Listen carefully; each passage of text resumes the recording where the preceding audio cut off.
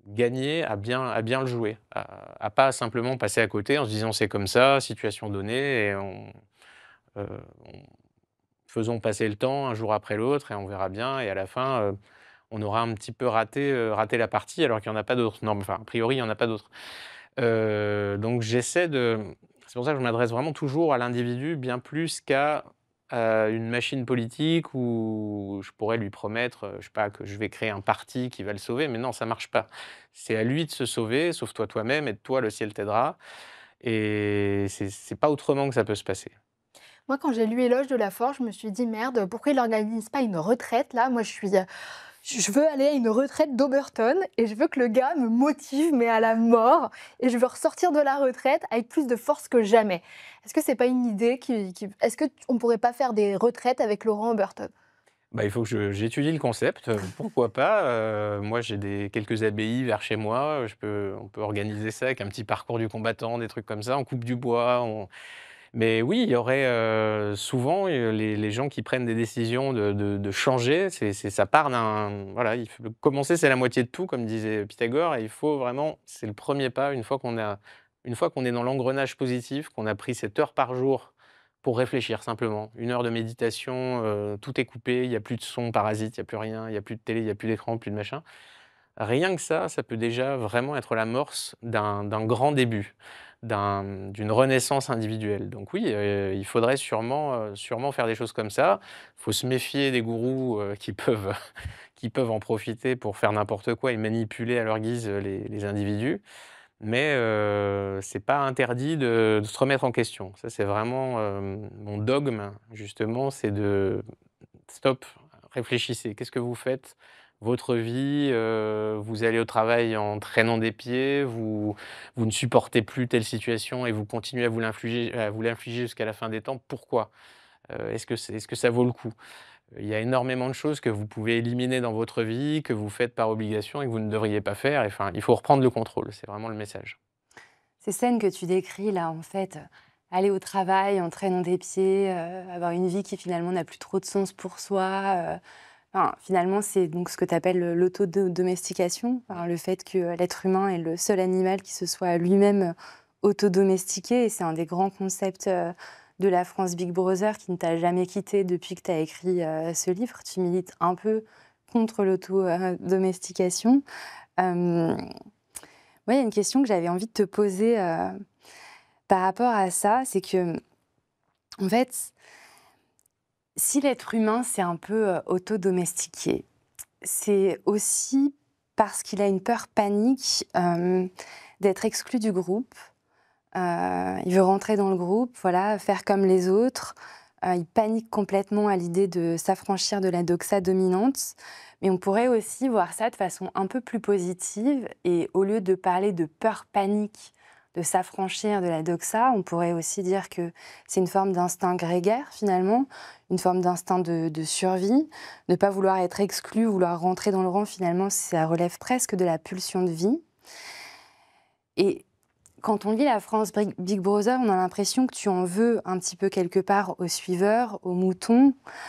Euh, mais est-ce que tu ne penses pas que dans une certaine mesure, pour maintenir l'unité d'un groupe, la perpétuation d'une espèce, pour maintenir la vie, il faut quand même qu'il y ait une certaine proportion d'individus qui soient dans cette dynamique-là, qui te révulsent enfin, en tous les cas que tu critiques et je comprends, c'est quelque chose que on a tendance à critiquer avec Dora aussi, parce qu'il me semble que tous les trois, Dora, moi et puis toi aussi, on fait partie d'une autre proportion d'individus, beaucoup plus infime, qui, elle, au contraire, s'affranchit, essaye en tous les cas au maximum de s'affranchir de la doxa dominante, de la critiquer. Mais est-ce qu'au final, en fait, les dictons populaires n'ont pas souvent raison? Et est-ce que ce dicton populaire de « il faut de tout pour faire un monde » serait pas un peu vrai? Est-ce que finalement, ces hommes et ces femmes qui ne résistent pas à l'autodomestication ne sont pas nécessaires pour la perpétuation de notre espèce et pour maintenir une certaine forme de paix et d'unité?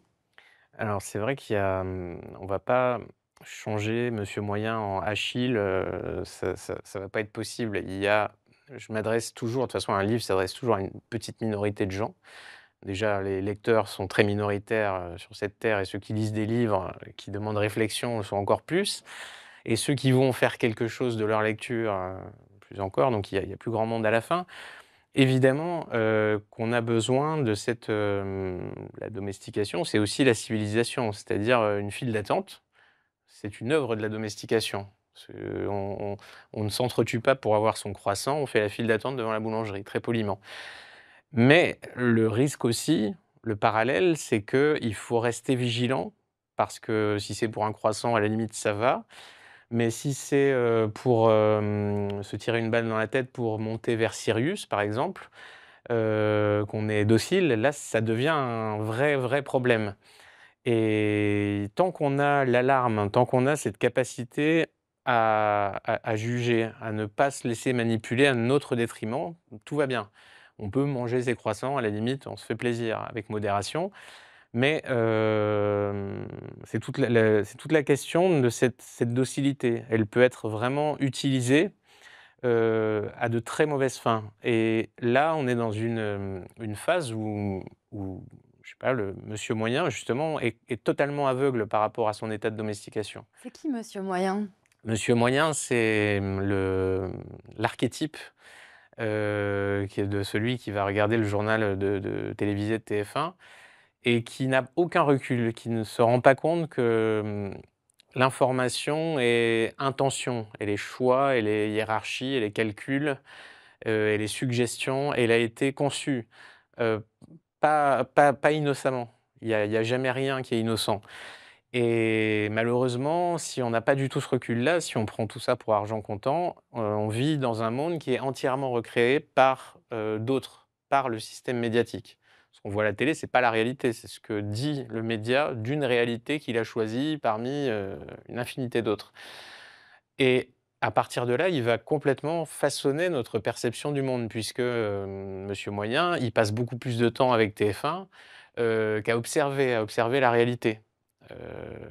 Il est déjà très occupé, il a sa carrière, il a sa vie, il a tout un tas de choses. Quand il consomme en plus de l'information, c'est un peu tout ce qui lui reste. Et ça va induire comme ça une vision préconçue du monde qu'il va partager avec tous ses semblables, qui regardent TF1, mais aussi France 2, M6 et cetera. Et lui, il est un peu inquiétant parce que, de temps en temps, il va se fâcher, contre la machine, il va dire: «Il nous emmerde» et cetera. Il va suivre des mouvements comme ça, mais on sent bien que ces mouvements peuvent aller très loin, peuvent, un peu le dépasser. Il va suivre parce que, bah, tout le monde va là-bas et il faut y aller aussi, sinon il va être de côté et l'animal domestique, l'abandon, c'est la mort, donc il ne peut pas se le permettre et il va rester dans les clous. Et j'essaie de l'avertir avec ce livre, avec mes autres livres, de lui dire: «Attention, il faut toujours se poser la question de la finalité. Pourquoi sont ces gens? Pourquoi ils vous disent ça? Quel est leur intérêt?» Et ils le font pas par amitié, ils le font pas parce qu'ils veulent le bien de tous. Enfin ça, c'est ce qu'ils pensent, c'est ce qui Il y a un côté un petit peu complotiste? mais pas réellement parce que même ces gens-là qui passent l'information n'ont pas ces arrière-pensées, ne se disent pas: «Je suis en train de manipuler monsieur moyen». Ils se disent: «Je suis en train de faire œuvre de salut public. Je lui donne une information impartiale et de qualité pour qu'il puisse, ouvrir son jugement et améliorer sa vie».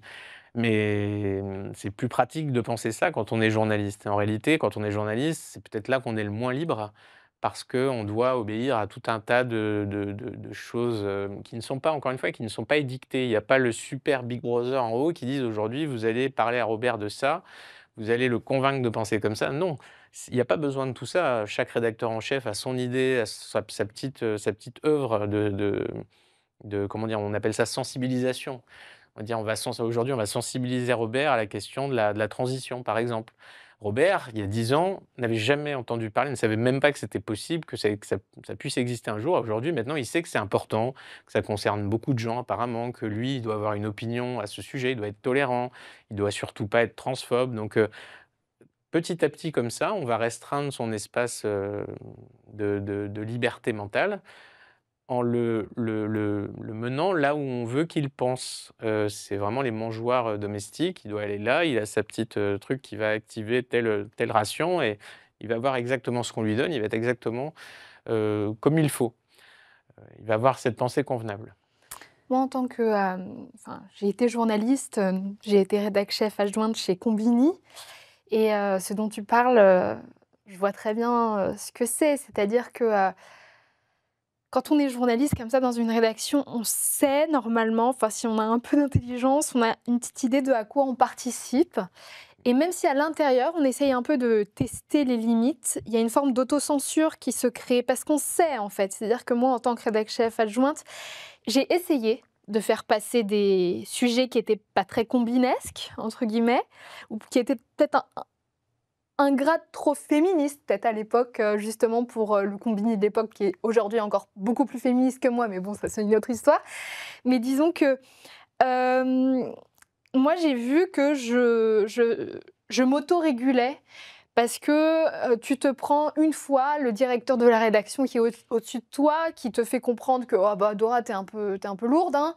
2 fois, 3 fois, 4 fois, et puis à un moment, tu es obligé de rentrer dans les rangs. Et donc, moi, ce qui m'intéresserait, c'est que tu me parles de, parce que tu as fait une école de journalisme, de comment ça s'est passé pour toi et de ce que tu as compris justement de la façon dont on conditionne les esprits dans ces écoles. Et de comment on fait en fait quand on veut être journaliste et vraiment avoir une parole la plus libre possible. Et je finirai par une autre question auquel tu pourras répondre un peu plus tard. Est-ce que pour toi il existe une neutralité journalistique ou on est sur un mythe absolu? Alors déjà l'école de journalisme, donc c'est une manufacture un peu, il faut bien avoir en tête que ceux qui y vont, dans vraiment quasiment tous les cas, en tout cas à mon époque c'était comme ça, sont déjà, aspirent à la vertu, voilà, donc traditionnelle, tout ce qui va avec le gauchisme, tout ce qu'il est convenu de penser.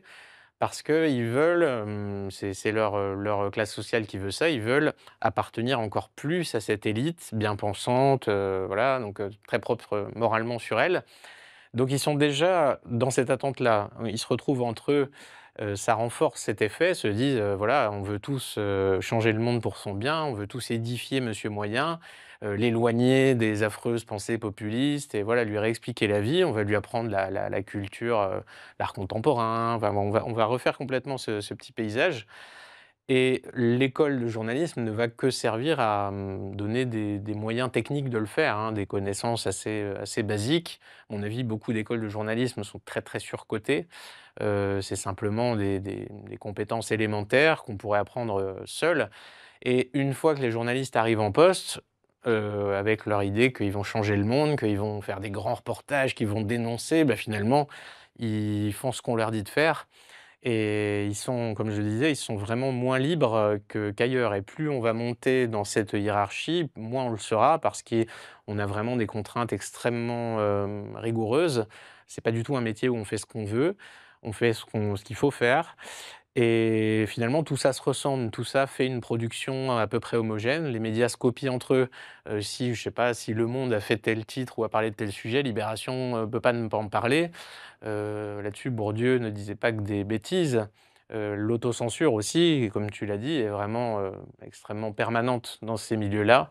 Le journaliste sait exactement ce qu'il peut dire, ce qu'il ne doit pas dire, comment il va présenter les choses et ça n'a l'air de rien. Lui-même est persuadé d'être parfaitement neutre, d'être parfaitement exhaustif, mais déjà, il a choisi ce sujet, il a choisi cette façon de le présenter. Enfin, il y a quantité de manières de faire de l'idéologie sans en avoir l'air et lui-même, encore une fois, ne s'en rend pas compte. Il pense que c'est normal parce que c'est ce qu'il pense, ça correspond à sa vision du monde et malheureusement, ceux qui ont une vision opposée, la vision, je sais pas, de monsieur moyen qui a fait du commerce, ne sera pas dans ce paysage, journalistique. Il peut pas y survivre. S'il l'est, il l'est qu'une fois, après il en disparaît. Maintenant, il y a des médias un peu différents, mais en tout cas, cette réalité, à mon époque, était vraiment, massive. J'ai su, dès que j'y mettais les pieds, que je n'allais pas faire de vieux os dans ce monde-là. À moins, comme le font certains collègues, bah, tant pis, on s'assoit sur sa fierté, en quelque sorte et puis, ben, on fait un travail, en se bouchant le nez et on le fait jusqu'au bout et on essaie de s'en contenter. Bon, moi, c'était pas ma philosophie. Et ta deuxième question était sur les Sur la la voilà. neutralité, voilà, sur la neutralité journalistique, est-ce que c'est quelque chose qui, dans le fond, peut exister? C'est-à-dire de juste voilà, relever les faits, de montrer les faits. Mais moi, j'ai l'impression aujourd'hui, du moins dans ce que nous propose la France et ses médias, que finalement, aussi bien à gauche qu'à droite, il n'y a pas vraiment de neutralité. Il n'y a que de l'idéologie partout. Oui, je suis assez d'accord. Je pense pas qu'on puisse faire acte de pure neutralité. Ce serait trop complexe pour nous.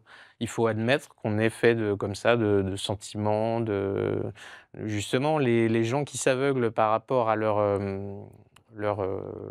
croyances profondes sont peut-être les plus inquiétants parce que quand on est comme ça, quand on se dit sincère, quand on se dit, habiter d'une cause en disant: «C'est la vérité», le fanatisme n'est jamais très loin et à partir de là, on se dit que tous les moyens sont bons pour contraindre les autres et y compris de leur interdire la parole et plus il y a affinité, donc c'est là que ça peut aller très loin.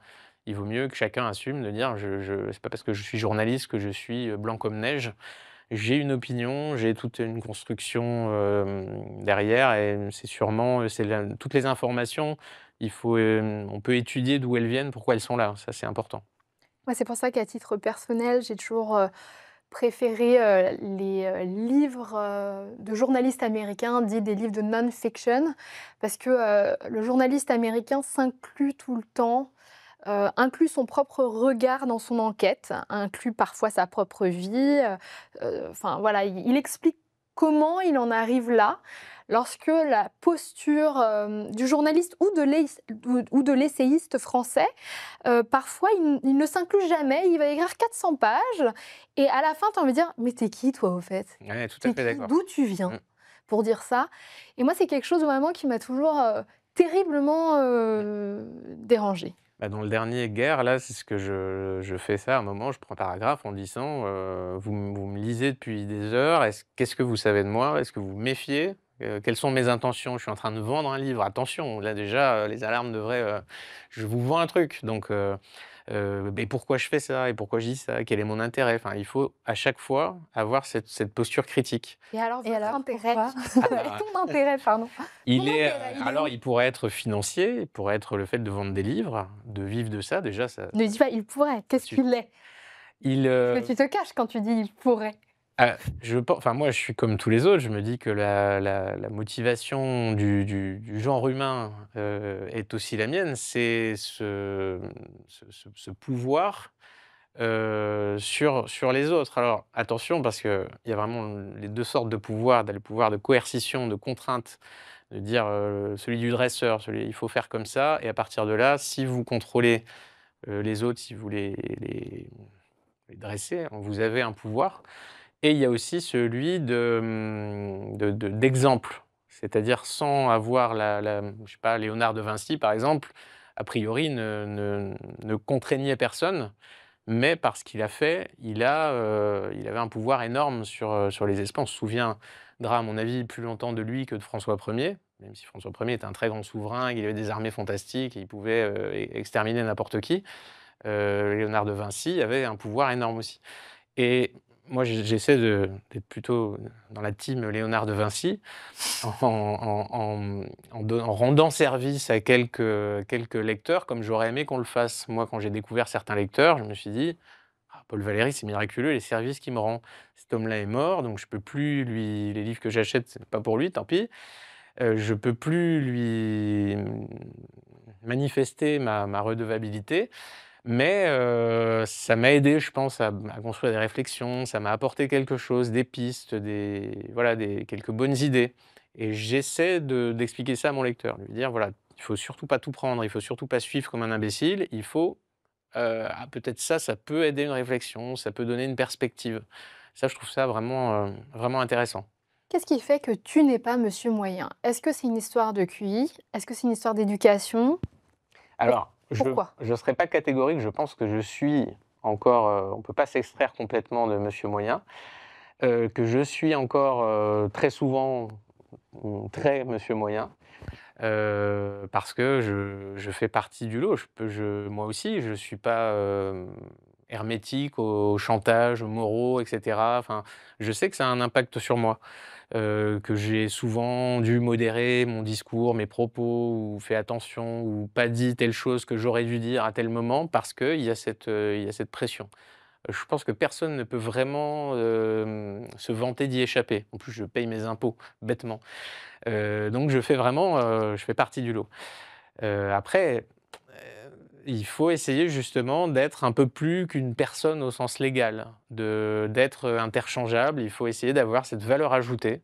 On est tous vraiment uniques par notre code génétique, donc il faut essayer de maximiser ce potentiel. Et si on peut rendre service à certains autres et nous rendre service au sens large, tant mieux. Tu dis qu'on est tous parfaitement uniques de par notre code génétique. Ça pose un peu la question du libre arbitre. Est-ce que tu crois au libre arbitre et si oui, dans quelle mesure? Ben non, pas vraiment parce que, ce statut qu'on a d'être vivant fait que on obéit à un programme. Alors le programme, il s'adapte à des circonstances, à des événements, à notre expérience, à nos connaissances et tout un tas de choses, mais c'est quand même un programme assez rigoureux et nos sensibilités, encore une fois, on a tendance à ignorer ça, mais on est vraiment, on obéit à des directives. Je crois que nos décisions se prennent inconsciemment plusieurs secondes avant qu'on en ait conscience. On on va là où on doit aller et ce qu'on peut y faire, c'est d'essayer d'apporter, des possibles un peu différents, un peu salvateurs. De dire, oui, vous pouvez sauter de la falaise, vous pouvez vous poignarder, vous pouvez faire des choses comme ça, mais vous pouvez aussi peut-être, je sais pas, prendre 5 minutes pour réfléchir et faire autrement. Si on vous avez suffisamment de possibles, si on vous a pas fermé des portes avec, un chantage en disant: «Attention, là, par là, c'est l'extrême droite, faut pas y aller». Hop, vous allez de l'autre côté. Si on n'a pas fait ça, si on vous a dit: «Non, non, non, vous inquiétez pas, essayez partout, vous verrez, faites-vous une opinion», vous avez plus de marge de manœuvre. Mais non, la liberté, c'est un mot qu'on se donne pour sauver notre orgueil, mais malheureusement, non, on est des petites machines programmées. Le tout est de pas vraiment devenir un programme qui ne peut même plus qui n'a même plus de marge de manœuvre.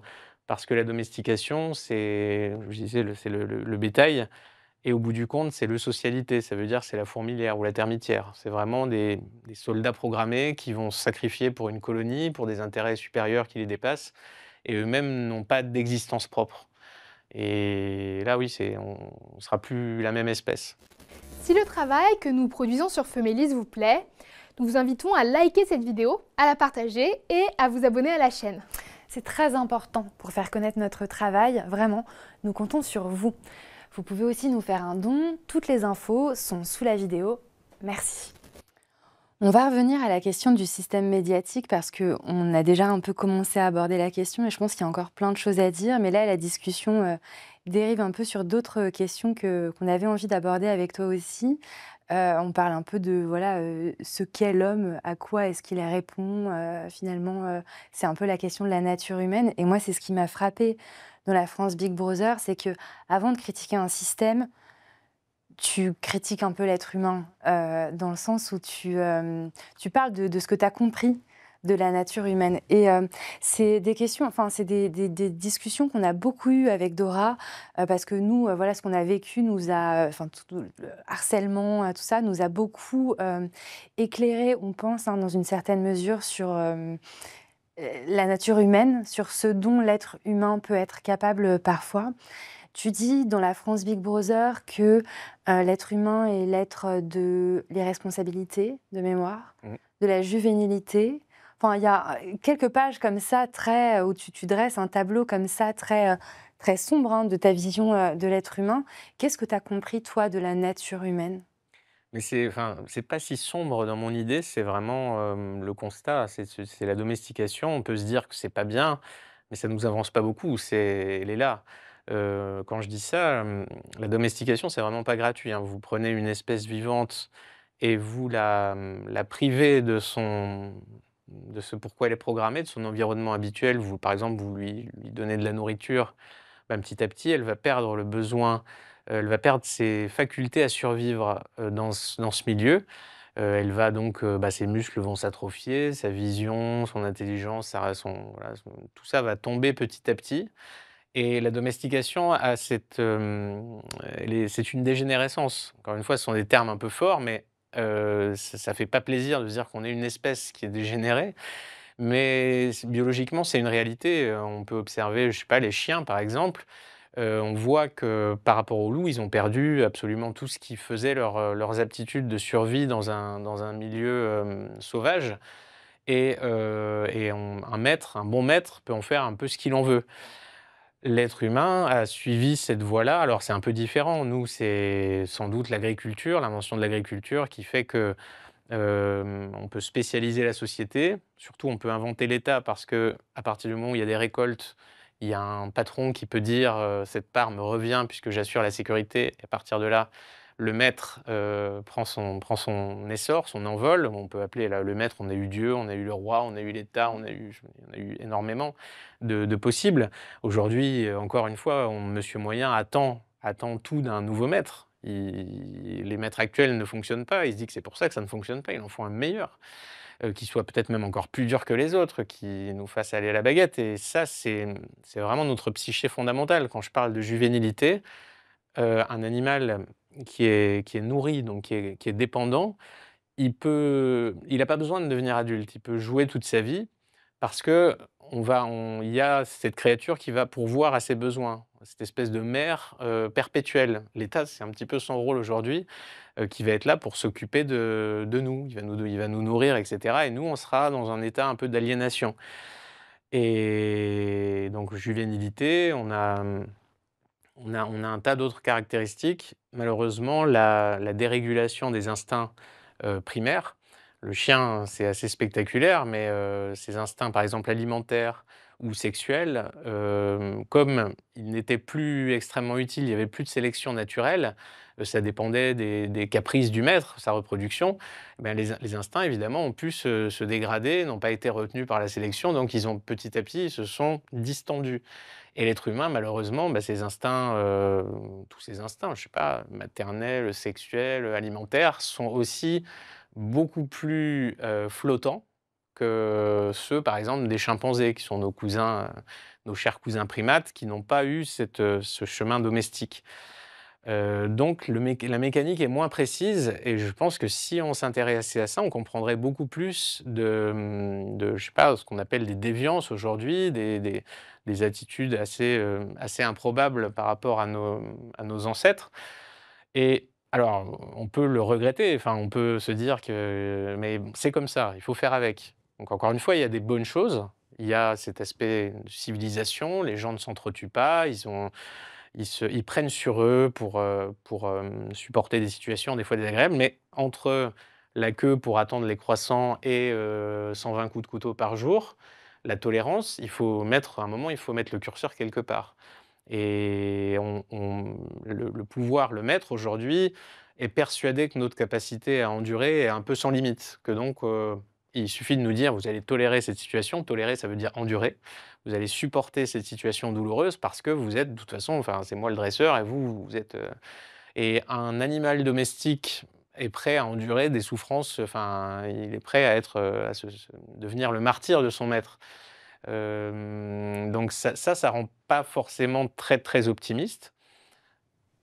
Après, il y a aussi des créatures qui restent indociles et qui ont une force d'entraînement, d'exemplarité sur les autres et il faut espérer que, celles-là nous permettent de faire contre-pouvoir et de faire qu'entre le maître tout-puissant, notre adoration, notre vénération, ces gourous un peu à la mode, il y a des contre-pouvoirs solides, celui du scepticisme, celui de, je sais pas, d'association, entre sceptiques. Avant je sais pas, il y avait la noblesse, il y avait le clergé qui faisait contre-pouvoir. Maintenant, tout s'est agrégé en un gigantesque Big Brother et on est un peu démunis, un peu isolés face à lui, mais peut-être qu'on va trouver les ressources pour, ne pas se laisser plumer plus avant. Mais Alors, est-ce qu'on a plus besoin d'une école qui civilise ou d'une école de l'instinct? Je pense qu'il faut réapprendre les instincts beaucoup plus. Alors encore une fois, hein, c'est important, on a des enfants, on n'a pas envie que le monde entier les déteste parce qu'ils ne savent pas se tenir à table, mais il y a encore une fois, on est fait comme ça, on ne peut pas échapper à ce dressage élémentaire, mais on peut aussi se dresser justement à s'immuniser contre, ce qu'on veut nous faire faire, au profit exclusif d'autres personnes et à notre détriment. Moi, je considère que là, notre maître, l'État, au sens large et tous ses satellites et tous ses alliés et tout ça, nous impose une situation d'insécurité dramatique, nous interdit, de comment dire? De prendre en charge cette sécurité. Il nous impose un changement de population tout aussi dramatique. Il nous prend 1 € sur 2 du fruit de notre travail, donc il est réellement extrêmement nuisible. C'est un super parasite, et qui va, pour croître pour ses propres intérêts, qui va continuer, enfin, qui nous réduit à un état d'esclavage. Et j'essaie de dire, voilà, ça vaudrait peut-être le coup de changer de divinité, d'essayer d'abattre celle-ci. Mais, encore une fois, je suis pas, on peut pas, je suis pas aussi bon dresseur que ça. J'ai pas les capacités techniques de Big Brother. Parce que j'écris des livres, mais je peux pas entrer dans le salon, dans la poche, dans le téléphone portable de tous mes semblables, donc les armes sont pas égales. C'est pour ça que je vise un petit public en espérant que lui, de son côté, fasse, répandre la mauvaise Alors parole. justement, qu'est-ce que tu penses de l'existence d'un audiovisuel public qui, lui, peut toucher beaucoup plus de gens que ce que tu ne peux faire? Qu'est-ce que tu penses de ça? Parce que c'est entre l'État et le média, donc Oui, bah, ça fait partie du problème, c'est que, Big Brother n'en aura jamais assez. Il vit par cet activisme, égalitaire. Il va trouver, incessamment des tas de nouvelles causes, donc il va juger juste de se donner plus de moyens, voilà, de contrôler l'information, la production culturelle, tout ce qui va, atteindre le cerveau de Monsieur Moyen. Et encore une fois, hein, c'est pas un type tout seul, c'est pas Jacques Attali dans son salon qui planifie tout ça, hein. Chacun fait sa petite part, son petit commerce, avec sa haute idée de lui-même. Mais au bout du compte, bah, ça fait, oui, un paysage complètement, artificiel. On nous prétend que c'est représentatif, il y a Libération qui est à gauche, il y a Le Figaro qui est à droite, tout va bien. Mais, à partir du moment où l'État maintient en vie toutes ces petites officines. alors est-ce que tu peux expliquer justement? Parce que les gens ne sont pas forcément au courant que l'État maintient en vie énormément de médias. Est-ce que tu peux Ah nous oui. expliquer comment ça fonctionne, Bon, très concrètement? l'audiovisuel, c'est très facile, 4 000 000 par an, voilà, finance cette armée, médiatique. Il y a l'AFP au-dessus qui est encore presque plus important, Donc l'agence et France Presse. l'agence France Presse qui dépend vraiment aussi complètement de l'État. C'est l'AFP en général qui donne le là de l'information, qui va dire: «Voilà, la dépêche, l'information importante», et tous les autres vont s'aligner dessus, vont copier-coller le truc, ils vont changer peut-être le titre et 2-3 mots pour, essayer de justifier leur salaire, mais c'est à peu près tout. Et toute la presse, elle est, maintenue en vie par tout un tas d'aides, sont assez complexes, mais il y a des aides directes évidemment qui représentent, je sais Mmh. plus, 200 millions d'euros par an, et on ajoute à ça des aides de portage. Les journalistes sont eux-mêmes aidés parce qu'ils ont une niche fiscale considérable. Il y a, je sais pas, par exemple, des publicités. L'État prend beaucoup de publicités ou, dans ses journaux pour les faire vivre. Les annonces légales aussi, on oblige, les autorités obligent les petites collectivités à publier des annonces légales dans ces journaux. C'est très coûteux, ça rapporte beaucoup d'argent aux journaux. Les grandes entreprises, qui dépendent plus ou moins de l'État achètent ces journaux que, en réalité, très peu de monde, lisent, mais ça donne cette illusion de paysage. Il me semble que tu parlais d'Air France. Oui, dans... Air France, absolument, par oui, exemple. tu écris que Air France dépense 50 millions d'euros. Moi, ça me semble complètement délirant. Chaque année pour acheter des quotidiens nationaux, donc 40 000 exemplaires du Monde, Mmh. on est ravis, 20 000 exemplaires de Libé tous les jours. En fait, en plus de ça, pardon, ça fait gonfler artificiellement le nombre des ventes. Et On se dit, l'État C'est détient typiquement les trucs qu'on 28% voit d'Air dans les salles d'attente, sur les petites tables basses là, parmi d'autres revues, que personne ne touche, mais ça dit: «Regardez, les chiffres de vente sont pas si mauvais». Bah oui, mais bon, combien de lecteurs réels? Ça, c'est la question. Cette presse-là se destine bien plus, de toute façon, à son propre, microcosme. Le Monde écrit pour, Libération et cetera. Enfin, tous les gens qui comptent, justement tous ceux qui font partie de Big Brother, Monsieur Moyen n'est pas du tout concerné. Mais le problème, c'est qu'on nous fait croire que cette presse est représentative, de l'opinion, de ce que consomment les citoyens, alors que pas du tout. Elle est vraiment, totalement artificielle. C'est quoi pour toi la différence entre l'existence d'un audiovisuel public et une propagande d'État? Ah, le nom, la seule différence, ça s'appelle pas pareil. Mais, alors, encore une fois, il y a pas le type de la GPU au-dessus qui va, rédiger les bulletins, machin. Tout le monde est exactement à sa place. Tout le monde sait quoi dire, quoi faire, du petit stagiaire à celui d'en haut, il y aura pas de vague, hein, justement. Tout le monde connaît son rôle et ça, encore une fois, Monsieur Moyen, je suis pas sûr quand il est sur France 2 ou sur, France Info, il se dit: «Attention, c'est mon argent, ces gens, ont une idéologie». Lui, il prend ça parce qu'on lui dit que c'est quelque chose de qualité, il y a beaucoup de moyens qui sont mis en œuvre, ce qui est vrai, ça coûte très, très cher. Mais enfin, mmh, d'un point de vue, citoyen critique, cet argent-là n'a pas lieu d'être. Je ne comprends pas pourquoi l'État se mêle de ça. Si on est un pays libre, il a qu'à libérer l'information et si, je sais pas, les informations du service public sont plus exactes et qualitatives que les autres, bah, ces gens-là vont trouver un excellent travail dans le privé et auront leur audience, il y a pas de problème.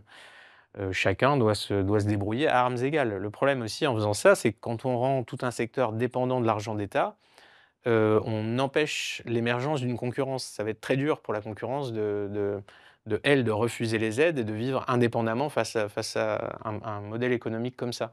En plus, l'État avec ses milliardaires, a des petits arrangements. C'est-à-dire que si vous investissez dans Libération, vous allez payer beaucoup moins d'impôts par ailleurs sur vos sociétés. Enfin, il y a tout un tas de petits systèmes comme ça et malheureusement, enfin, pour moi, il faudrait balayer absolument tout ça. L'État n'aurait pas à se mêler de toutes ces choses, ne devrait pas être une machine à distribuer des privilèges.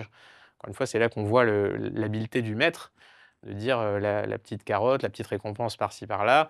Comme ça, la société ne pense plus qu'à se battre entre elles, à s'écharper pour avoir chacun sa petite part du butin et il y a plus d'intérêt général, il y a plus de vision collective, la société est atomisée et le maître, ça lui va parfaitement. Il ne peut pas y avoir de soulèvement contre lui, ce sera toujours un soulèvement pour plus de lui, plus dans mon sens à moi. En même temps, c'est extrêmement difficile de vivre en tant que média indépendant. Donc Oui. comment faire en fait? Quelle est la juste, proposition? C'est difficile, mais la presse indépendante avant existait et fonctionnait, avait vraiment des chiffres de vente qui étaient très, très bons. Il y a beaucoup de pays où ça se passe comme ça. Je crois que la presse anglaise a de très bons chiffres, par exemple. Des grands médias qui s'en sortent, sans argent public. Ça me paraît beaucoup plus sain. Après, c'est à la presse de se remettre en question. Si elle est dans cette chute perpétuelle, c'est peut-être parce qu'elle n'a pas su, s'adapter à l'ère d'internet, ça, ce sont vraiment des problèmes que toutes les entreprises devraient, tâcher de surmonter, la presse ou autre.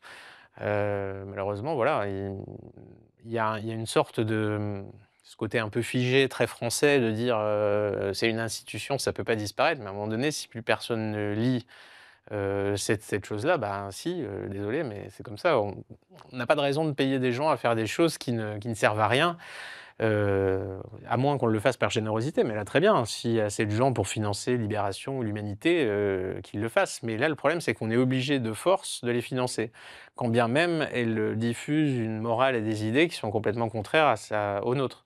Et ça, c'est pas un pays libre qui fait ça. Et comment on peut résister à pas refuser de payer ses impôts? Ben, voilà, le problème, c'est que si on résiste, si on dit: «Je ne paye pas mes impôts, je vous emmerde et cetera, venez me chercher», ils vont venir vous chercher et vous aurez des ennuis, vraiment, conséquents. Donc alors ça se tente, hein, certains, ont déjà dû le faire, mais bah, ça vous procure énormément d'ennuis. Ça met en péril votre survie économique, donc celle de votre famille, donc votre place dans cette société. On a tous des choses à perdre, on a tous sacrifié pas mal de temps pour en arriver là où on est. Donc, on réfléchit à 2 fois et finalement on paye et justement le citoyen docile, Celui qui est bien inséré dans cette société, il va payer facilement. Celui, le marginal, qui a 40 condamnations, lui, on va même pas demander parce qu'on sait très bien qu'il est irréductible. Mais tant qu'il y a les bons pour payer, les bons moyens, les bons citoyens dociles, bah, tout va bien. Et malheureusement, on va pas se coordonner tous ensemble pour arrêter de payer nos impôts. Ça, c'est une fable. On aura toujours, on va se dire, le premier qui va le faire va prendre très cher et donc ça va dissuader tous les autres. Dans la France Big Brother, donc tu t'attaques beaucoup au système médiatique, voilà, qui nous emprisonne, essaye de nous emprisonner dans une forme de pensée unique. Il y a un narratif auquel tu t'attaques aussi, c'est le narratif féministe. Alors nous, avec Dora, on a un peu changé d'avis ces dernières années, ça n'aura échappé à personne. Disons que la forme que prend notre féminisme a un peu changé. Et je voulais savoir, globalement, en fait, qu'est-ce qui te choque le plus dans le narratif féministe? De quelle façon est-ce que tu penses qu'il est le plus nocif à la société? Quels sont les arguments du narratif féministe qui abîment le plus la société pour toi? Bah, moi, le féminisme, pour moi, c'est un pan de la liturgie égalitaire gauchiste aujourd'hui. C'est quoi le problème avec l'égalitarisme gauchiste? Et ben, le problème, c'est qu'on n'est pas égaux. Alors, On a encore une audience de gauche avec Dora, donc le problème, c'est qu'on peut être égaux en droit, c'est une très belle idée. Par contre, individuellement, les êtres humains ne sont pas égaux. Je le disais tout à l'heure, on a tous une infime peut-être particularité. On a peut-être des gens qui sont très proches de nous dans l'absolu, en tant que, je sais pas, nos capacités, nos compétences, mais on est tous uniques. Et l'idéologie dominante qui repose sur l'excitation des envieux, les animaux domestiques sont extrêmement envieux, ils ont toujours l'impression que le maître va privilégier tel ou tel, et pour ça, ils sont prêts à s'entre-massacrer. Et quand on flatte cet instinct-là en disant «Regardez, la situation est injuste, certains ont beaucoup plus que vous et vous méritez sans doute mieux que ça». Et on est tous persuadés de ça, hein. On a notre petite fierté, on se dit: «C'est scandaleux, les gens n'ont pas compris à quel point j'étais bon. Ils ne me payent pas assez et à côté de ça, des gens sont très riches sans rien faire et c'est pas normal». Et donc on est tenté par ce côté redistribution. S'il y a inégalité, par exemple, de revenus, c'est qu'il y a injustice. Donc il y a confiscation, voilà, il y a des gens qui se sont organisés et qui tirent profit de moi-même. Donc il faut une force publique pour corriger ça.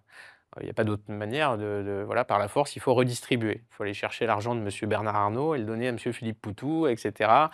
Et donc ça justifie complètement l'État, la redistribution, tout ce qui va avec et au passage, tous les postes intermédiaires, je sais pas, tous les comités machin, bidules et cetera, les ministères du droit des uns et des autres.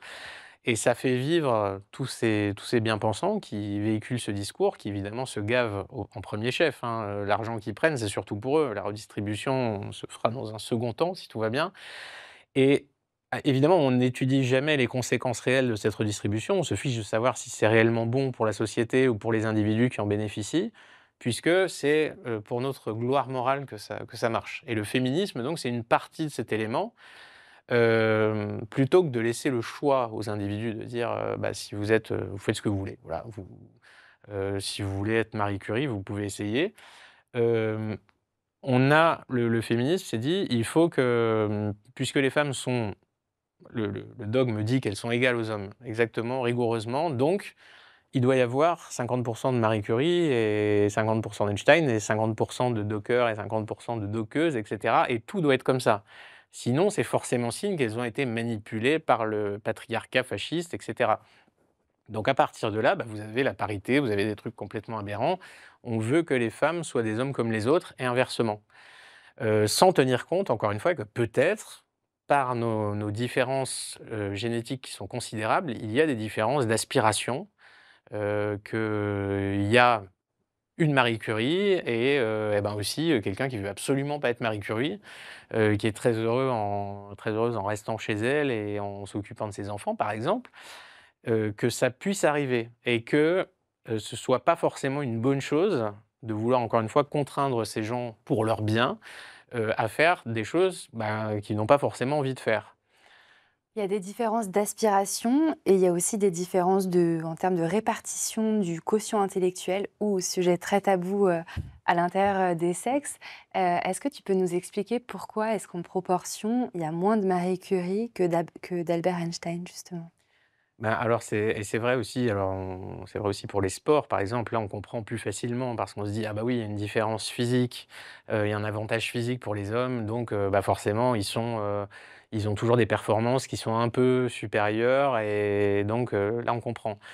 Après, on a plus de mal, par exemple, avec les échecs, un sport comme ça ou le jeu de Go ou des jeux qui n'impliquent pas de compétences physiques, on va dire, mais ou les prix Nobel ou des réalisations scientifiques et on se rend compte ou ça pourrait être aussi le pilotage, par exemple, en Formule 1, il y a pas de femmes et c'est intéressant il y a pourtant des femmes pilotes, il y a eu je crois Michèle Mouton a été, une brillante pilote de rallye à une époque et on se dit: «Il y a pas vraiment d'explication physique» et quand on les interrogeait, elles vont vous dire: «Ah bah, c'est parce que les femmes, elles ont plus peur du risque que les hommes» et en course automobile, c'est important. Il faut être un peu con dans sa tête aussi à des moments et c'est intéressant parce que souvent quand on les interroge elles ont toujours des explications comme ça. Elles vont pas dire, «Ah beh, c'est parce que c'est patriarcal, on m'a empêché et c'est scandaleux, je devrais être à la place des autres». Et au jeu d'échecs, par exemple, il y avait Judith Polgar qui a été un moment dans le top 10 mondial. C'est plus jamais arrivé depuis, je suis pas sûr que ça arrive de nouveau. Elle était brillantissime et voilà, elle était ce qu'elle était. Mais les joueurs d'échecs le savent très bien, il y a celui qui va sacrifier sa jeunesse pour apprendre des combinaisons échiquéennes en se privant d'absolument tout le reste et qui va être complètement, perdu là-dedans et ben, c'est plus souvent un monsieur qu'une madame. Et ça se vérifie aussi pour la science de très haut niveau avec cette fameuse répartition des courbes, c'est vrai inégale qui est intéressante. On parle vraiment des génies qui vont marquer l'histoire donc ils sont eux-mêmes pas du tout représentatifs. Il ne faut pas que les hommes se disent: «Nous les hommes, on a des prix Nobel». Non, Robert, toi tu n'as pas de prix Nobel. Le monsieur, il a réussi, mais il a un cerveau qui est très, très spécial. D'ailleurs, certains le vivent des fois très mal, hein, parce que ça c'est un peu un fardeau d'avoir ce cerveau obsessionnel et de passer son temps dans des spécialités qui sont un peu, coupées du vivant. Ça implique beaucoup de sacrifices et donc la répartition de l'intelligence, les scientifiques s'accordent pour dire qu'elle est à peu près, moyennement identique entre les hommes et les femmes, mais qu'il y a plus de femmes au niveau de la moyenne et un peu moins au niveau des extrémités et inversement que les hommes, ils sont un peu moins nombreux à la moyenne, mais un petit peu plus nombreux aux extrémités et plus on s'éloigne de la moyenne, plus ça se vérifie. Donc il y Donc, a des hommes si je comprends complètement bien, débiles. si je comprends bien, oui. Donc, il y a plus d'hommes un peu cons Voilà, et plus d'hommes très brillants, voilà. lorsque les femmes sont plus intelligentes dans la moyenne, mais du coup, il y en a moins des hyper méga intelligentes. C'est ça, elles sont plus nombreuses autour de la moyenne, mais voilà, et plus on s'éloigne, donc vraiment on va vers des anomalies, statistiques, des gens extrêmement improbables. Je sais qu'il y a une légende qui circule beaucoup sur les réseaux sociaux qui prétend qu'une femme a un QI de 227, mais c'est complètement, ce sont des constructions, les médias s'amusent comme ça ou parler du QI d'Einstein qu'on ne connaît pas puisqu'on l'a jamais mesuré. Il y a beaucoup de choses qui circulent, sur, l'intelligence et qui sont évidemment pas vraies, mais vraiment dans la toute petite minorité des gens qui ont tout ce qu'il faut pour devenir, brillants, c'est-à-dire il faut aussi l'intelligence évidemment, mais il faut aussi la volonté, la ténacité. Vous avez des types très intelligents qui ont juste envie de livrer le courrier et de surtout rien faire d'autre et c'est peut-être eux qui ont raison d'ailleurs, hein et d'autres qui sont prêts à vraiment sacrifier toute leur vie et il se trouve que quand on combine toutes ces caractéristiques, ce sont plus souvent des hommes que des femmes. Mais encore une fois, Marie Curie, personne ne l'a attachée à un radiateur, elle lui a dit, lui a empêché de faire ses petites expériences. C'est possible et on va souvent utiliser cet argument en disant: «Elles sont empêchées».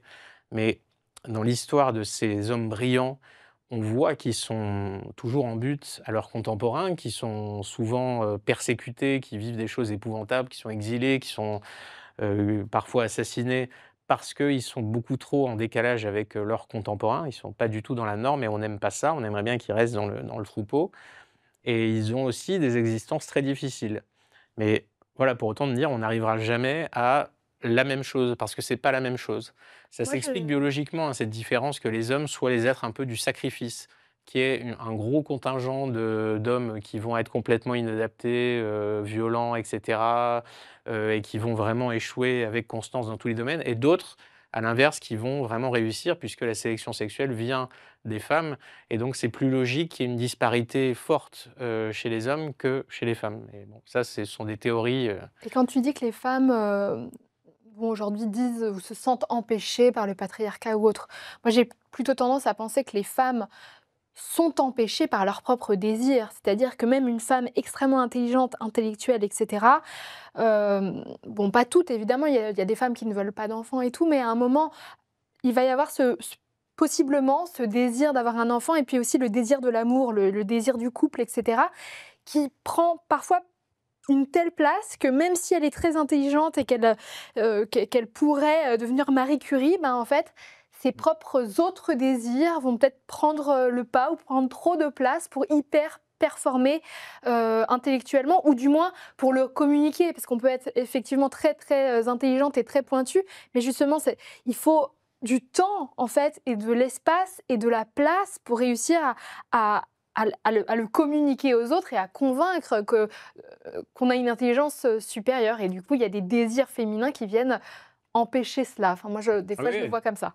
tout à fait. Et il y a un des problèmes aussi quand on juge ça en disant les prix Nobel, comme si c'était vraiment un aboutissement, enfin le pouvoir ultime en quelque sorte. Et malheureusement, on a là pour le coup, on se base sur une vision qui est assez masculine de la compétition et du pouvoir.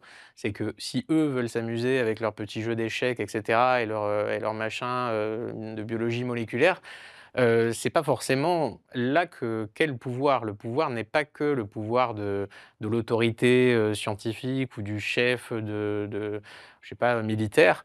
Les femmes ont un pouvoir relationnel qui est extrêmement stable et qu'on peut étudier justement dans les familles illustres ou dans tous les grands régimes. Un rôle qui est extrêmement important, mais malheureusement, encore une fois, le féminisme se base souvent sur l'aspect un peu masculin des choses, en se disant: «Ce sont je sais pas, les boxeurs, machin, les femmes devraient», mais pas forcément. C'est leur petit, jeu à eux. Les chimpanzés font à peu près la même chose, et peut-être que le pouvoir féminin est un peu différent et un peu plus subtil, un peu plus basé sur la communication, et que s'il faudrait enfin, il n'y a pas de raison de ne pas valoriser, de ne pas tenir compte de ce pouvoir-là, plutôt que de tout mettre sur le versant masculin des choses. Quand tu dis les chimpanzés font à peu près la même chose, tu insinues donc que rien n'est construction sociale et tout est nature? Tu te considères comme essentialiste? Oh oui, oui, oui, assez, oui, je pense qu'on est vraiment d'abord le produit de notre programme génétique, et après on va s'adapter bah, voilà, il y a des règles du jeu. Par exemple, les échecs, ça existe. Ah bon, bah, je pourrais peut-être faire ça. Mais la finalité est toujours la même. On est toujours dans cette recherche de notoriété, d'avoir cette reconnaissance, d'avoir cette espèce de voilà, ce petit pouvoir social, ce statut. Et les chimpanzés vraiment sont c'est exactement la même chose. Celui qui va se faire remarquer, je sais pas, les chimpanzés s'amusent à déclencher des éboulements ou à faire du bruit avec des bidons pour se faire remarquer par les femelles, ou alors être les plus balèzes dans les bastons. Enfin, il y a tout un tas de manières d'y arriver. Et nous, c'est pareil, mais c'est encore plus large.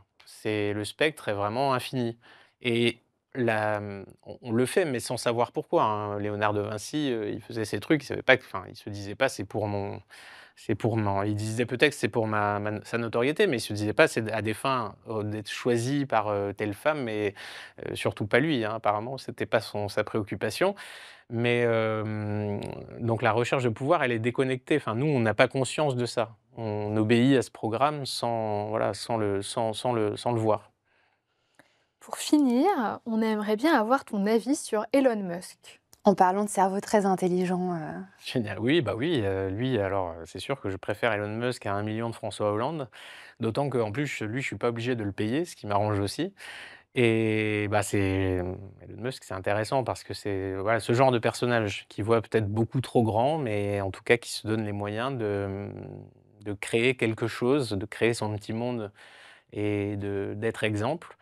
Et ce genre de personnage a toujours existé, et c'est intéressant parce que justement, ils sortent énormément statistiquement de la norme, mais ce sont eux que l'histoire va retenir.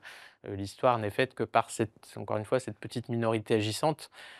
Et Musk est intéressant parce qu'il a ouais, cette vision vraiment de la responsabilité totale. C'est à vous de faire les choses et rien n'est impossible et donc c'est très bien. Après moi, je j'adhère pas trop à son utopie spatiale. Je pense qu'on n'est pas prêt d'aller dans l'espace, qu'à mon avis, tout va se jouer sur cette bonne vieille Terre et que c'est pour ça qu'il faut, avant d'envisager la solution de fuite, faire un petit peu attention à ce qui se passe ici. C'est plus pragmatique, mais je comprends qu'il le fasse et enfin moi j'ai vraiment rien contre les personnes qui réussissent. Je me dis pas qu'il m'a usurpé quelque chose, je me dis pas que son argent, c'est scandaleux, au contraire, je pense il l'utilise beaucoup mieux et il profite beaucoup plus à l'économie que justement, Thierry Breton ou d'autres. Donc tant mieux si son argent il le garde et tant mieux, si on le laisse en faire ce qu'il veut, voilà. Très bien. Eh bien, Laurent, merci pour cet entretien. Nous rappelons aux personnes qui regardent qu'elles peuvent se procurer ton livre, La France Big Brother, ainsi que tes autres livres, aussi parus chez Magnus.